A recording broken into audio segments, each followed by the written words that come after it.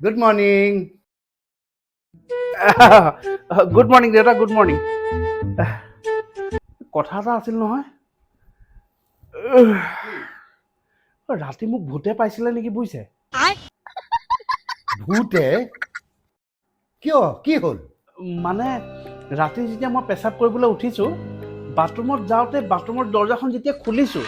তেতিয়াই লাইট জ্বলি গ'ল বুজিছে তাৰপিছত অট'মেটিক লাইট জ্বলাৰ পিছত